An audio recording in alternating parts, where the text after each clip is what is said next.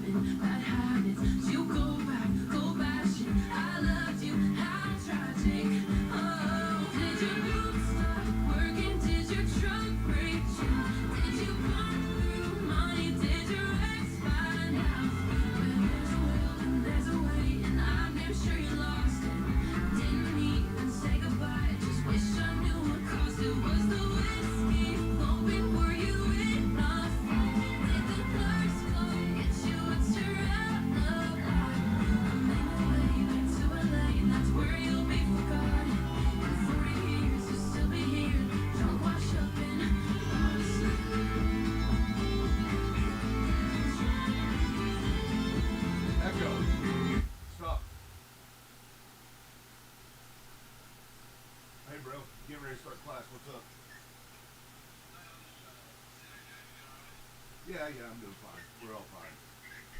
Everything's all right. It's a good thing. You know that.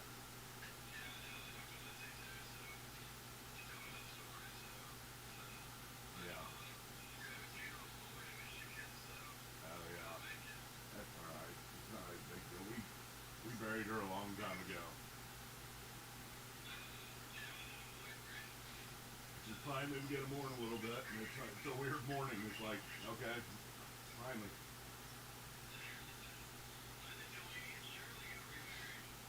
I know, it's crazy.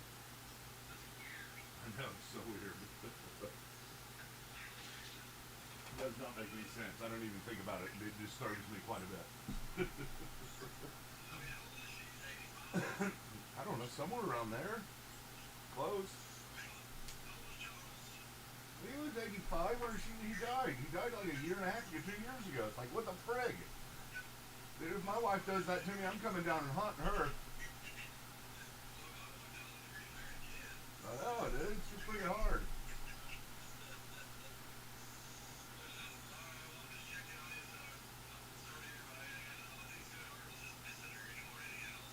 Yeah. Thanks, boy. Thanks, bro.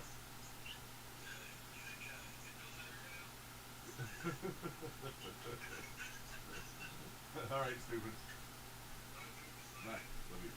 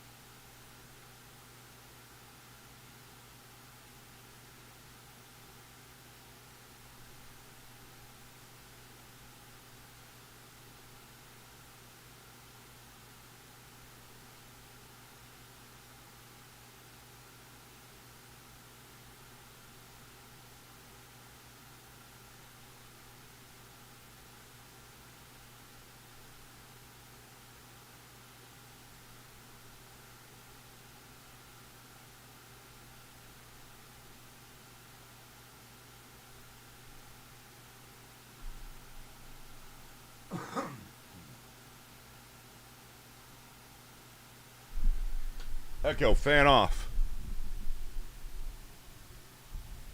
Echo, fan off.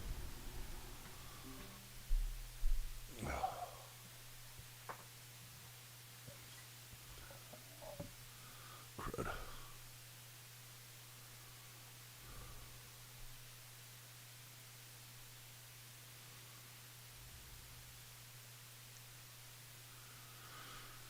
Hey everybody, doing our pre-class checks here. Don't call me spam callers.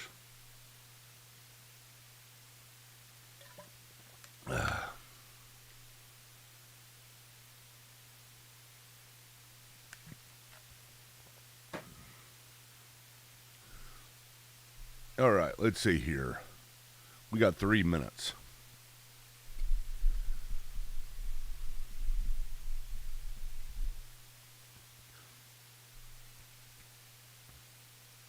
Thank you all again for all your messages on Facebook and everything about my mother. That's very kind.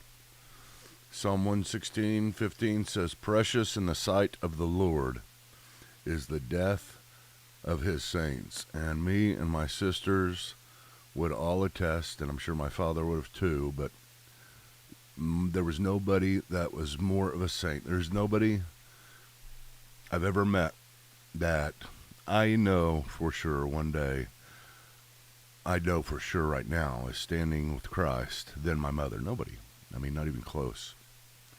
Because I knew her well. I knew her every day. I saw her, just like we see our moms. And her fight with the Lord, her battle with the Lord all my life is very influential on me. Her authenticity, although she didn't mean to be authentic, she was always trying to hide stuff from us, but we always saw it, and we always saw her pain and her hurt and her joy, and she loved us, and she did love the Lord. She loved the Lord more than anything. She was an evangelist. That was her main thing, was telling others about Jesus. That's why she did. We didn't get along at the very end. Whenever before 2006, she had her aneurysm. We were fighting all the time because I was a know-it-all in seminary, and I was a newly established Calvinist. You know how us Calvinists get when we're new. We are dangerous. It's just, if you ever hear about somebody becoming a Calvinist, or if you ever become a Calvinist, the best thing you can do is just run for a little while, because for some reason we got a lot of arrogance, and we think that somehow we've got to tell everybody and make everybody understand exactly the way we do. And my mom did not like it. She was very much on the other side, whatever it is. I'm not going to say, people get mad at me whenever I say the opposite of Calvinism is Arminianism, so I won't say that, but she was very much on the other side, and we fought a lot about that, because all she cared about was other people coming to know the Lord. And I know that if you're a Calvinist, that doesn't mean you don't care about that at all, not even close, but at the same time, that's how she heard it. That's how she understood it. And so we fought a lot at the very end. But anyway, all that to say, thank you for, just hundreds of messages from everywhere. Okay, let's get started. Testing 1, 2. I need to turn this up a slight bit. I'm going to try a little bit louder. That way I don't have to adjust it later. So I'm sorry if this comes through too much. I'll test it afterwards and turn it down if I have to for the recording. But hopefully this fixes my problem.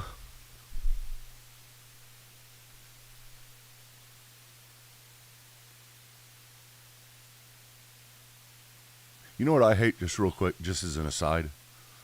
I don't like making these thumbnails for YouTube, for these after the class, coming up with something, all the little poses you do and stuff like that. I'm going to start just mocking it somehow and doing it some way, because I can't think of anything. When I'm going over the first commandment today, what kind of face am I supposed to make about that? What am I supposed to look at? So keep an eye open, because I'm gonna change my tactics. Welcome to Theology Unplugged. I'm Michael Patton, and this is our what is this? Our 19th? I don't even know, to tell you the truth. I'm losing count. We're doing so many of these, but I think it's our 19th session of Through Theology in a Year, where we're going through the entirety of all of systematic theology from beginning to end. So if you've ever felt guilty about not reading a systematic theology book from cover to cover, go through this with me every day, 30 minutes a day, around 30 minutes, and you're going to get through all of systematic theology. And I'm telling you, it will be just as detailed, if not more, unless you're Karl Barth. It's not going to be as detailed as he is, but or Aquinas, but we'd have to go through theology in 20 years for that. But maybe we'll keep on doing this, and maybe we won't get through in a year. We'll see. I'm not going too fast, as you guys can tell. But remember to subscribe. Remember to comment. Remember to do all those things that are necessary to get the algorithm running. And it seems like it is. It seems like it's working. It seems like you guys are doing stuff at the various places that you catch this podcast, this YouTube channel, wherever it is you catch this, on Facebook, wherever. Thank you for doing that. Keep on doing that. Any comment. Say thanks, or that stunk, or whatever. It will help out, because that's what the algorithm's like. Okay, we are continuing our study on the theological process. And as you have seen this complicated chart many times, you will continue to see it, because that is what we are going over, and I want you to know this backwards, forwards, and upside down, because it is so important. One of the most important things you can learn in theology is learning how to take the Bible through this process and derive theology out of the Bible when theology is present. Because in the end, aren't we asking every time we read the Bible, is this saying something about, is God saying something through this? That's kind of the question that we're asking.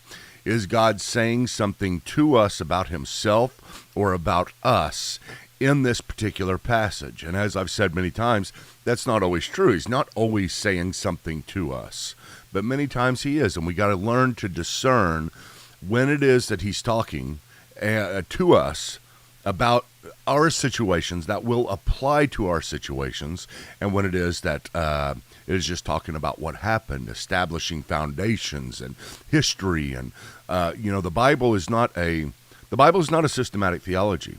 The Bible is not a history book. The Bible is a very specific canon of the history of redemption, the fallen redemption of mankind. That's what it comes down to. And so whenever you're in most of it, what you're going to find is most of it is history. Most of it is telling the story. The story does. The big picture of the story tells so much to us that we have to learn. But we cannot treat the Bible like a magic book. The moment we start treating it like a magic book, all of a sudden our theology is going to be all over the place. And if we had good theology at that point, it is in spite of our methodology, not because of our methodology. So today I promised to start taking you through this process. Last time we took it through, the first time we went through, we talked about giving each other a holy kiss and how that goes through the process to a handshake. And then last time we talked about how women's head covering, while prayer has to do with the bigger picture, the bigger theological principle we extract of women's modesty and submission to their husband. And then we applied that today. It's easy. Once you get the theological principle, it's pretty easy to apply it today, as we'll see. Today we're going to talk about the first commandment. And we're going to go through the commandments. I don't know how many we're going to get through. We'll go through one a day for a while, and we may only go through 2 or 3. But we may keep on going just for a little bit until I feel like we've really exhausted this process to where you understand it, and it's become a second nature to you whenever you read the Bible. It is second nature to me, but at the same time, it's still hard. It really is. I mean, it's easy in some ways because it becomes second nature. You're always looking for those principles. You're always asking the right questions of the text, but it's hard because it doesn't always answer them that clearly, sometimes very clear. Most important things are very, very clear, but sometimes it's difficult. Sometimes we'll have disagreements, and that's where different types of theology emerge. But on the big things, we're all the same.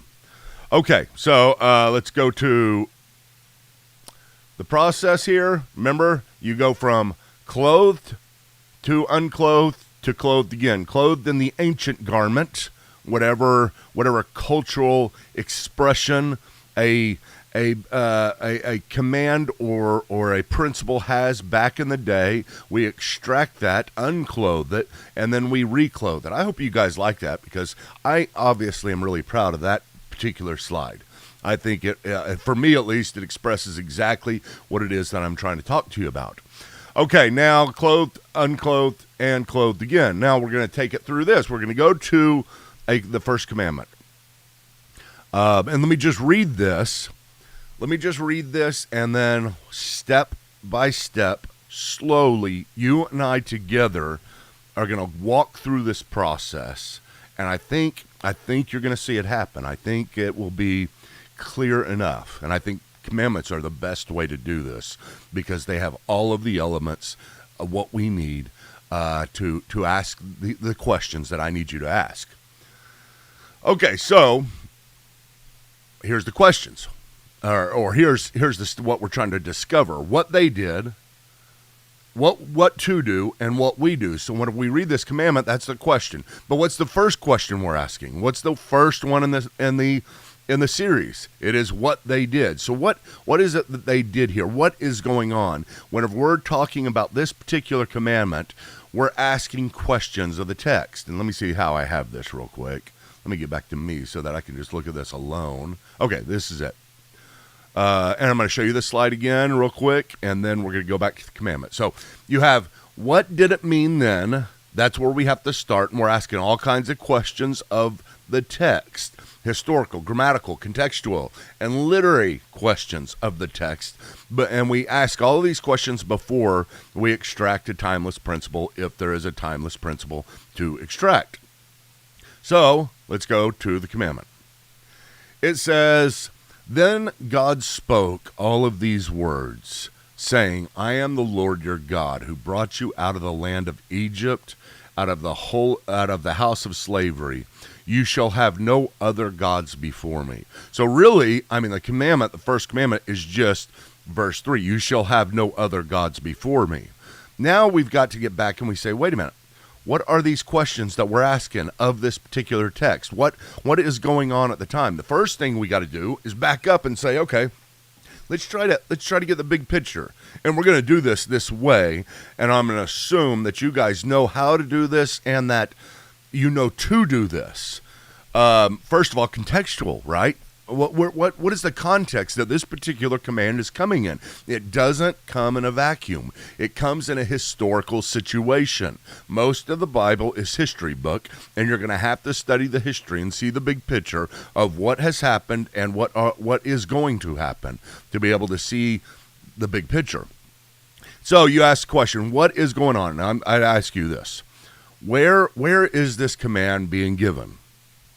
Or first of all, who is this command specifically being given to? And you might say, Israelites. And I say, yeah, that's right. But who specifically? Oh, Moses, yeah. And where is Moses whenever he's getting this command? He is on Mount Sinai. What has happened to bring about this series of events where Moses is on top of a mountain, all of Israel is down at the bottom of the mountain, eagerly awaiting Moses to come back because they're scared because something is going on this mountain that has caused them great fear. So what is the situation? Well, you might say to me, Michael, it's the Exodus. The Exodus has happened. They've been delivered from the land of Egypt. The Red Sea has parted. They have been there for 400 years. Abraham went before him. Remember how Abraham and all their children, all of Abraham's children and the tribes of Israel, through the means of Joseph protecting them, they all end up in Egypt, and then they end up staying in Egypt because a Pharaoh comes into power that did not know Joseph. They ended up becoming slaves for 400 years, just like God predicted. They were there for 400 years, cried out to God. God brought Moses. Moses was divinely placed in this situation, and now Moses has delivered by the power of God, has brought Israel out of the land of Egypt, where they were slaves. That's the situation, right? So Moses is sitting on the top of the mountain, and they're getting ready to do something. And I would ask you, I say, okay, tell me the historical situation after this. What's going on? What's going to happen?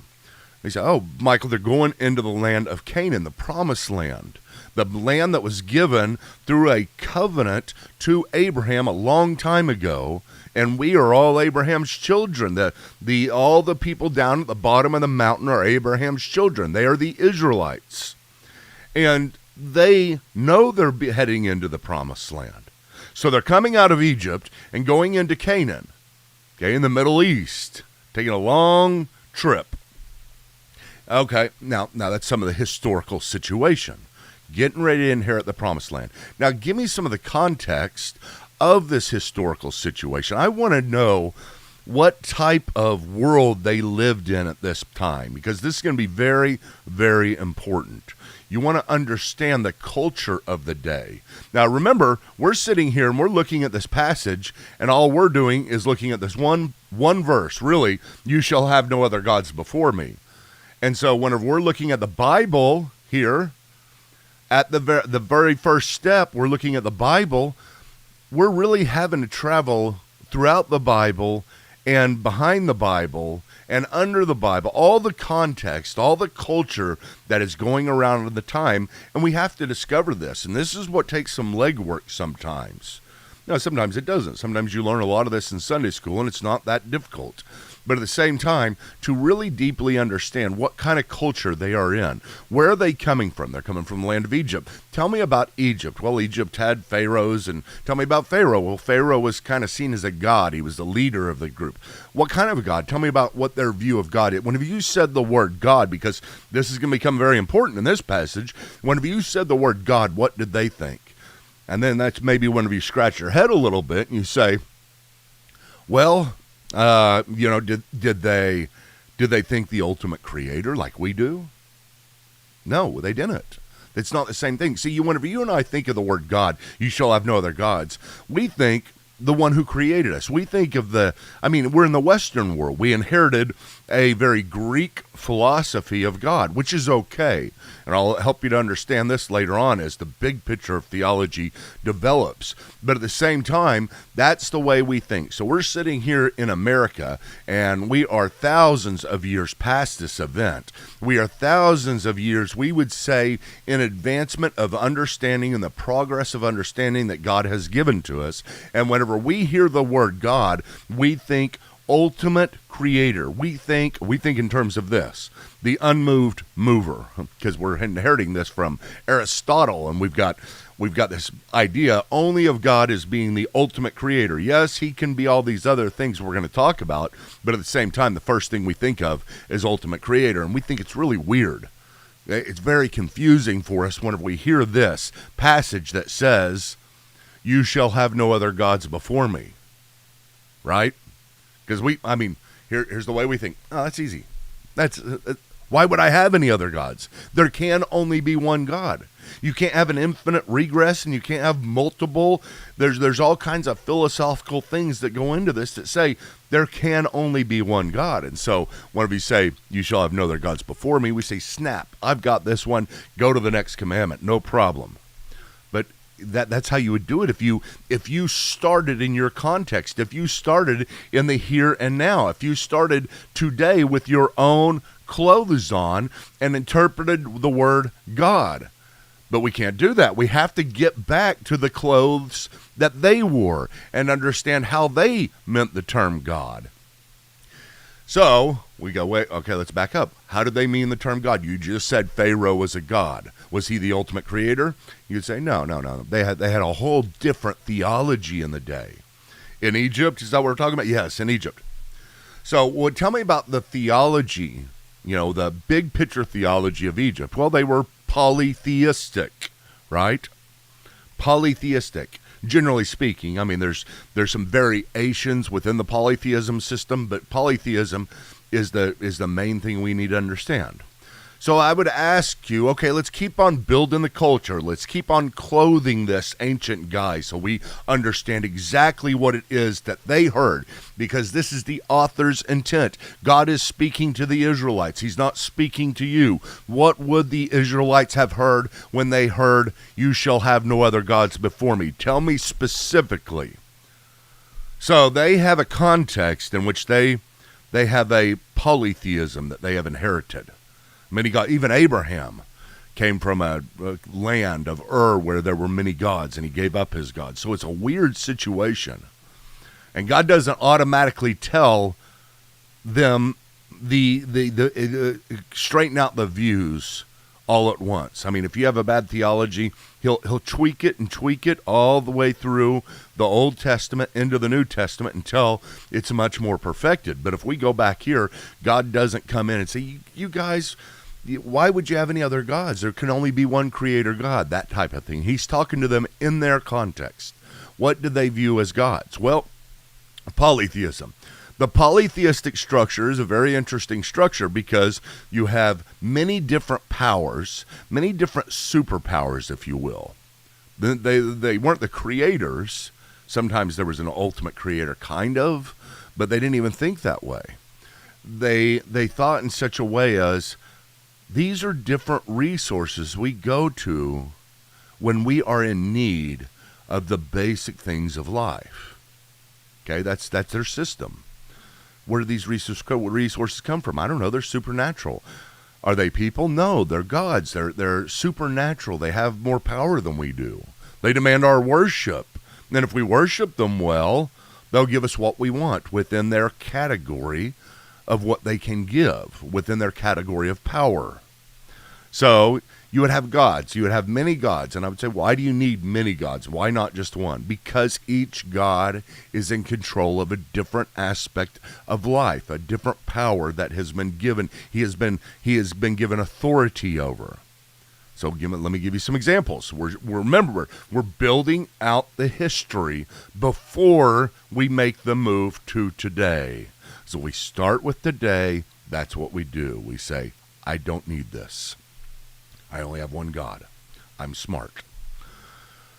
Okay, so what do they have? They have many different gods, and each god controls a different element. So you might have the sun god, the god of the rain. You might have the god of fertility or the god of war. Well, what does all that mean? Well, each one of these gods was in control of this aspect of life. So if you were going to war, what would you need most? Whose power? Well, the war god. So you would have, that idol and that god and that one you went to, and that's who you worshipped before you went into battle. But what about if you were wanting to have children? Well, that's different. You'd have to have the fertility god. And the fertility god was the one who granted you the power to have children. And you understand the day how important that was, especially for women, to have children. And what a status symbol, and also what just a basic livelihood it contributed to. So they would have their god and worship them whenever they don't have children. If you have plenty of children, maybe you never even talk to the fertility god. You don't need them. You wish like me, maybe the fertility didn't hit you so well and so perfectly. But for some people it doesn't. For some people they can't have children. And so they worship that god quite a bit. Even to the point where whenever they are engaged in copulating in order to have children, let me put this as benign as possible, they would have that god maybe above their mantle, above their bed, an idol of that god above their bed, because then that idol would do that. Okay, so we'll get into this more next time.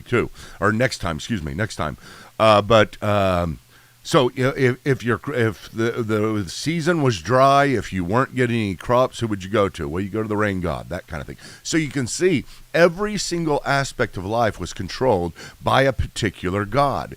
That's what they heard. That's what you got to understand. We're getting in their shoes. We're trying to understand the author's intent, and one of the best ways to do that is to understand how the readers of that day would have heard it. So whenever they hear this is very revolutionary to them. Whenever they hear God's first command, you shall have no other gods before me, this is an overwhelming change.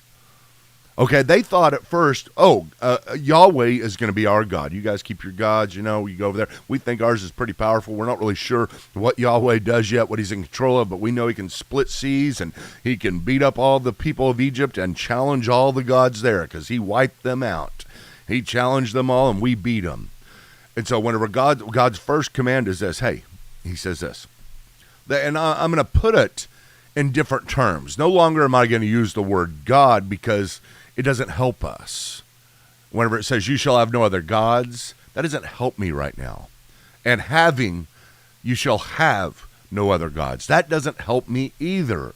I want to change the wording as best I can to keep with the idea of the original, but break myself free of this suit and tie I'm wearing in the 21st century. So, how do we do this? Well, let's take it this way. Let me go back here. Here's where we're at. What did it mean then? You shall have no other gods before me. In a context of polytheism, in a context in which this is just the way they thought, in a context that God is not going to correct all of their theology at once. He's going to let them think this way to a certain degree. That's a hard thing to understand about the development of theology within the Bible. It's sometimes called the intracanonical development of theology. You have progressive revelation. You have God not revealing everything at once, like we might say, but slowly chipping away at their theology, making it better and better and better. That's why everything's not corrected at once. That's why you can read in the Old Testament and be very confused with what God allows or why he doesn't correct things, because he's chipping away, and he's doing it at his own pace. So here we are in this quadrant. Would it be called a quadrant? A thirdrant. Okay, so here's the way I put it, okay? This is notice the wording I use. I was very intentional about the words here. What did it mean then, if you were to ask me? I would say this: Yahweh, Israel's new covenanted Caesarean. Okay, what do I mean by that? Let's stop there. God is implementing what is called a Caesarean vassal treaty. Now, you say, what in the world is that, Michael? This isn't something you necessarily have to understand, but it's helpful. It's deeper within the history. It's deeper within the whole culture of the day, where what would happen was their kings, their rulers would come in and make a covenant with the people, and they'd say, very normal. I mean, Israel hearing we're getting this covenant that we're given to us, and we've been offered this covenant. God said, if you follow me, you saw how I carried you on eagle's wings. If you follow me and do what I say, I will be your God. They said, yep, let's do it. Caesarean vassal treaty, a Caesarean covenant we're making with our God. That's normal, because the kings would make it with their people and say, listen, if you be my people and my subjects, I will provide all of this for you, and give a list. Here's all the list of what I'll provide, as long as you do this. And they gave a list of what they provided. It's very, very important for this covenant that is being made, called the Mosaic covenant. This is the first statement of this treaty that has been made between Israel and Yahweh. So, God, Yahweh, Israel's new covenant Caesarean, told his people that they are not to have any source or power of authority. Notice what I did there. Any source or power of authority. That is important. I tried to change the word God because, again, show it the dress of the day there. We're trying to morph it around so that we understand it. We understand what they're wearing, why they're wearing it. The clothing of the day is different than our day. Any source or power of authority that trust in as Yahweh is comprehensively. Here's another one. This is important. Yahweh's coming in and saying, I am comprehensively here. I am the comprehensive God.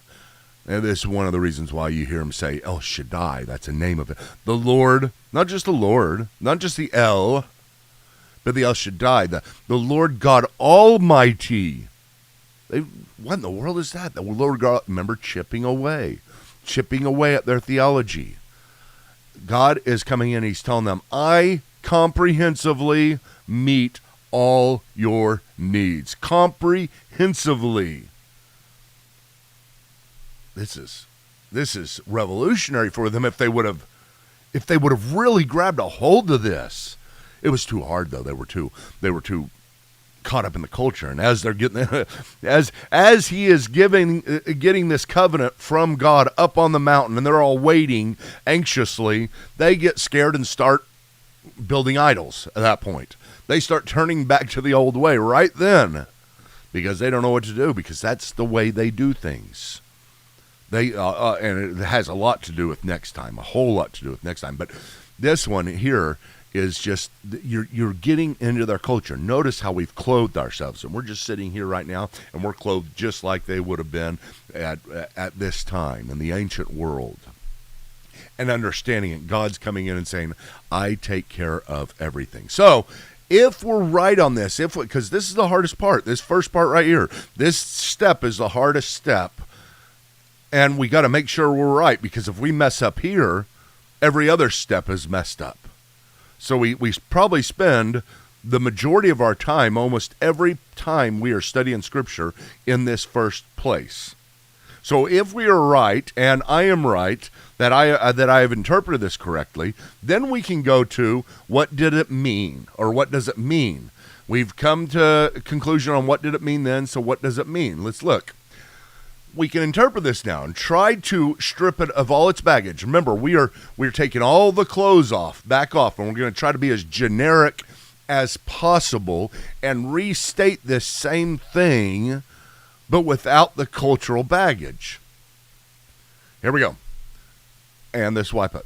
People are to lean comprehensively on God. Notice that, people, not Israelites anymore. It's people. Because I think we can take this and make it a universal covenant, because I don't think God only, as we see later, cares only about Israel. But he wants people to lean comprehensive on God, knowing that he is the ultimate source of all their needs. Makes sense, doesn't it? I mean, here's God, and he's saying, I am the ultimate source of everything. I am the ultimate source of all your needs. Now today, once we take this and we say, how does it apply to us? Now it's much different, isn't it? We're not going to say, well, that doesn't apply to me because I have never worshiped another God. I've been to church, Sunday school all my life, and it's been the Bible God, that kind of thing. You're missing the point. You're missing the point, because you still do. If we're right and this is correct, then are there other sources that you lean on, possibly more than God, for your hope? You might say, no, I don't know. God's everything. Oh, yeah? Well, who do you go to first whenever you're sick? Who do you go to first whenever you need money? Who do you go to first whenever you need children? That kind of stuff. You see, we think God's kind of secondary in some of these things. And we say, yeah, well, God's important in general, but in specific, we're going to have to go to all these things. And I'm not saying we don't. I'm not saying we don't use these things, but we don't put them before God. He is the ultimate source of all of our needs. And if all of this is true, and then we begin to say, how does it apply to us? There is a multiplicity. I mean, you could write an entire sermon and preach this sermon all day long based upon this last, how does it apply to us?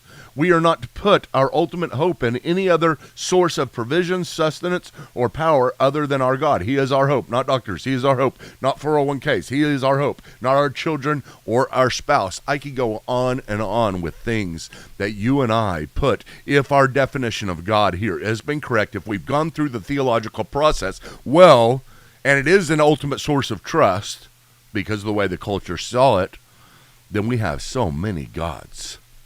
We have so many things we look to before him. And I was just sitting here preparing this, and I know we're out of time here, but I was preparing this, and beforehand I began to talk to my sister. And I said, I can't hardly get through this lesson. And I said, because I'm so bad at this. I'm so bad because earlier today I'm sitting here worried about something. You know, we've got our air conditioner down and in our entire house. I'm sitting there thinking, how in the world are we going to be able to pull this off, get money to be able to pay for this? On and on it goes in my mind. And with all the provisions and everything else, God kind of comes up last. And you know, I'm not saying it's magic. You ask him and then all of a sudden you take care of it. But do I see him as really the ultimate source? He usually that's my lack of trust. That's my lack of that word usual, that contention, that word that is not very good when we talk about God. That was perfect for me to say. He usually comes through for me. He always comes through for me. He always has. But that's what I say in my mind. He usually does. It probably will this time. I don't know. You see what I'm saying? I mean, I trust in all kinds of other things too. I'm fighting this commandment every day, and maybe you are too. We have lots of other things we put before God. We have lots of other things that we trust in to meet our needs, to make us happy, for a purpose, everything else. And he kind of comes in afterwards, and here he comes right here in this passage, which applies directly to us today. Yes, we can be polytheistic in this very same sense as long as we understand it. And yes, we are polytheistic in this very same sense as long as we understand it. So, if I am correct, and if we've gone through this process correctly, and this whole thing works, if this is good, if you took a snapshot of this and said, all right, this works, then we have a theology. We have a big picture. Now, I didn't go through and talk about the analogy of Scripture, which is the next step. And I wanted to go through the process one more time, big picture, and then next time we'll get into it even a little bit more detailed, looking at the second commandment, which at least for Protestants, and I am a Protestant, I do believe this is correct because of what I'm going to be talking about tomorrow, but it talks about you shall not have any idols. And the question I want you to ask until then, here's the question I'm going to leave you with. Why does God say you shall have no other gods? And then second commandment say, you shall have no other idols. Isn't that already covered in the first commandment? If I don't have any other gods, don't I not have any other idols? You see, we're not doing this well if we think that way. I'll show you tomorrow how this works out. I hope this has been beneficial for you. I hope that you see this need of this process and how important it is for us to take something like this chart, and use it well. I mean, and understand that this is part of this is one of the most important things that we can do in theology. Theology is the most important thing we can have in life. Therefore, what we're doing here is very important. I hope to see you next time. Don't forget to subscribe. Don't forget to comment. Don't forget whatever. I mean, if you enjoy this, I'd love to hear it, if that's the comment. Also, don't forget to check us out at credoministries.org. That's the big picture of all of our ministries. But the most specific way, if you're going through this and you say, Michael, this is good, I'm going to keep on going through it with you.